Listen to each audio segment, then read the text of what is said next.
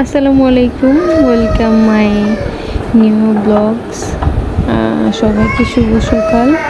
সকাল সকাল উঠে আমি বারান্দায় গিয়েছি। আল্লাহ, আমাদের বাসার উপরে কাজ হচ্ছে আর আমার পুরা বারান্দার অবস্থা একবারে খারাপ। আমার সব গাছ নষ্ট হয়ে গেছে আজকে অনেকদিন যাবৎ। উপর থেকে ময়লা পড়ে পড়ে পুরো বারান্দা বিশ্রী হয়ে গেছে। আমার গাছ সবগুলো নষ্ট হয়ে মারা গেছে, একবারে অবস্থা খারাপ সব কিছু। এই গাছটাতে ময়লা পড়ার কারণে বাইরে থেকে ভিতর দিকে নিয়ে এসেছি। যে আমার শাক গাছ সবগুলো কেমন হয়ে গেছে, ভিডিওতে দেখা যাচ্ছে কিনা আমি জানি না। আমার মরিচ গাছ, এগুলো হচ্ছে মরিচ, আর এগুলো কিছু ফুল রেখেছিলাম, সব কিছু একবারে নষ্ট হয়ে গেছে। দেখতেই পাচ্ছেন কি অবস্থা। এটা আমার বেসিংয়ের পাশে গাছ, এটাতে প্রতিনিয়ত পানি দেওয়ার কারণে এটা মোটামুটি ঠিক আছে। বাকি সবগুলো নষ্ট হয়ে, এগুলো আমার হাতে বানানো, এগুলোতে পানি দিয়ে দিচ্ছি, পানি শেষ হয়ে গেছে। এই জন্য আমার কাছে রাউন্ড করা এগুলো অনেক ভালো লাগে। আমি যেগুলো হ্যান্ডমেড বানিয়েছি, লতাগুলোকে নিয়ে এটার সাথে পেঁচে দিয়েছি, আমার কাছে ভালো লাগে দেখতে। এই তো দেখতেই পাচ্ছেন সকালে আমাদের মেয়েদের যে কাজ, ভাতের পানি বসিয়ে দিলাম আর আমার প্রিয় চা বসিয়ে দিলাম। চায়ের পানিটা বসিয়ে চুলাটা অন করে দিব। তারপর চাটা হয়ে এলে তো চায়ের জন্য সব রেডি করে নিলাম। ছাঁকনিটা দিয়ে চাটাকে ঘুলে নিব। সকাল সকাল চা না হলে হয় না, রুটি বা পরোটা আদার্স সব কিছু বানানোর আগে আমি আগে চাটাকে বিস্কিট দিয়ে খেয়ে নিই, আমার কাছে ভালো লাগে। কারণ এই তো আমার চাটা রেডি হয়ে গেছে, মাশাআল্লাহ খুব সুন্দর একটি কালার এসেছে।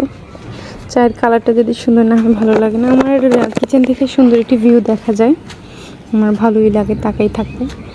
এই তো আমি এখন চা নিয়ে নিব, আমার চা রেডি। চা খেতে খেতে আপনাদের সাথে ব্লগটা এনজয় করব। আশা করছি আপনাদের আমার ভিডিওগুলো ভালো লাগবে। এই যে আমার চা, ভিউর সাথে সুন্দর এক কাপ চা বসে বসে খাবো, দেন আবার কাজ শুরু করে দিব। এই যে আমি নিয়ে নিলাম ডাল।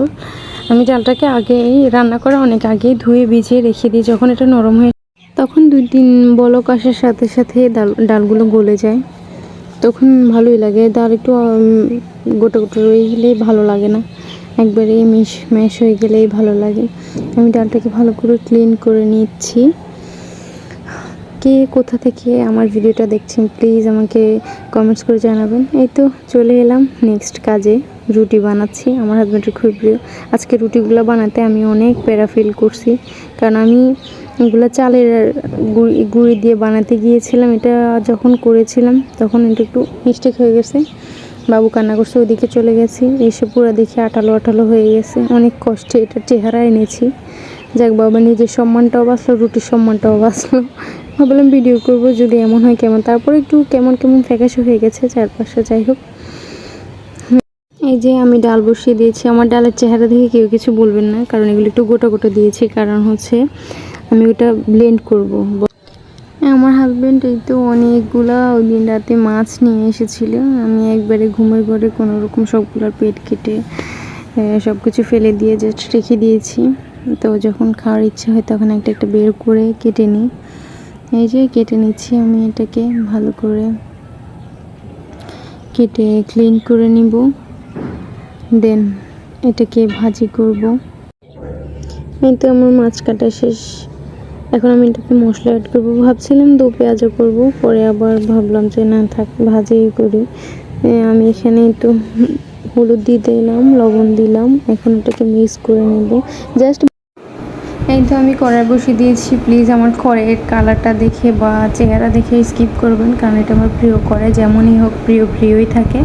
এটা আমার সংসারের শুরুতে আমার মা আমাকে দিয়েছিল, এই জন্য এটাতে আমার অনেক ভালোবাসা আছে। আমার আম্মু আমাকে দিয়েছিল, এই যে আমি সবসময় মাছ ভাজি করতে এটাতেই করি। প্লিজ কালারটা সবাই ইগনোর করবেন। এই তো আমি ডাল নিয়েছি, ব্লেন্ড করে নেব ডালগুলোকে। ডালের সাথে একটু ডালের পানি মিক্স করে নিলাম। আমি এখন এগুলোকে ভালো করে ব্লেন্ড করে নিব। দেখতে পাচ্ছেন ব্লেন্ড করে নিচ্ছি। ব্লেন্ড করার পরে এগুলোকে আমি আবার ডালের পানির মধ্যে দিয়ে দিব। এভাবে খেয়ে দেখবেন, কেউ যদি খেয়ে থাকেন খেয়ে দেখবেন কেমন লাগে। আমার কাছে ভালোই লাগে এভাবে। এই তো আমি নেড়ে নিব। আমি এখানে লবণ অ্যাড করেছিলাম, ওটা স্কিপ হয়ে গেছে। এই যে আমার মাছ ভাজা কমপ্লিট, মাছ ভাজা হয়ে গেছে। আপনারা দেখে নিন কেমন হয়েছে। একটু মুচমুচে করে ভাজি করেছি ডালের সাথে খাওয়ার জন্য। আমি প্যান বসিয়ে দিয়েছি, এখানে আমি বাগার দিব। তেলের মধ্যে দিয়েছি রসুন, পেঁয়াজ সব কিছু দিয়ে দেবো, দিয়ে এটাকে মিক্স করে নেব। আমার সবগুলা বয়েজের মধ্যে আমার বেবির চিৎকার আছে, প্লিজ সবাই কিছু মনে করবেন না। ও একটু চিৎকার দেয়, সব কিছুতে ওই চিৎকারটা থাকবেই। এটা আপনাদেরকে একটু সহ্য করতে হবে, প্লিজ এটা নিয়ে কিছু মনে করবেন না। সবার জন্য আমার আমার কাছ থেকে এই যে একটা রিকোয়েস্ট, প্লিজ কিছুই মনে করবেন না। ও সব কিছুতে চিৎকার, ওর একটু হলে শব্দ থাকবেই। কোথাও গিয়ে একটু শান্তি পাচ্ছি না, যেই কর্নারে যাই ওর একটু হলে চিৎকার হয়ে যায়। ছাদে গিয়েছে ওইখানে শান্তি নাই, নিচে আসছে এখানেও শান্তি নাই।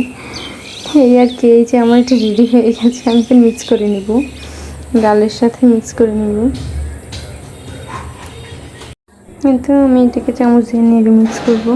এই তো আমি চলে এলাম ছাদ বাগানে, রান্নাবান্না শেষ করে কাপড় চোপড় দিতে এসে ভাবলাম ছাদ বাগানটা একটু শেয়ার করি আপনাদের সাথে। এটা আমাদের বাসার ছাদ, এটা আমার না, আমাদের বাড়িওয়ালাদের ছাদ। ওরা সুন্দর করে বাগান করেছে, কিছু কিছু গাছ আমারও আছে, অনেক সুন্দর লাগে দেখতে, ভালোই লাগে। আমার বারান্দা অনেকগুলো গাছের জায়গা হয়নি, বিধে আমি এখানে এসে ওদের সাথে শেয়ার নিয়েছি। আমি এসে রাখি, ছোটো ছোটো কমলা ধরেছে মালটা। So guys, thank for watching my video. Please ভালো লাগলে একটি লাইক, কমেন্ট, শেয়ার করে দেবেন please. Thank you so much for watching.